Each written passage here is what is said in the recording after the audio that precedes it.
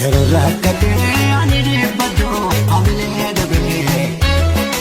si malee eenyu kan dafee dhufee yeroon gaagabee dhukkuba kana koo wal gaggaafatu wallaansa isaa angaruu ta'ee yommuun ilaalu si furmaan isaa rakkoo mul'atee namatti argamullee sossobbii qabaa keessa garuu namni nu hubatu nageenya sarbaa naaf taatee mana barumsaa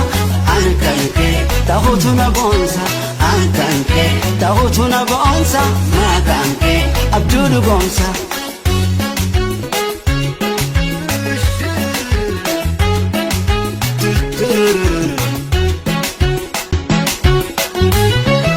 yeroo rakkatee ani dhiibbadhu hamilee dhabee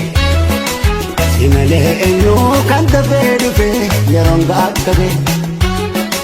dhukkuba kana koo wal gaggaafatu wallaansa isaa angaruu ta'ee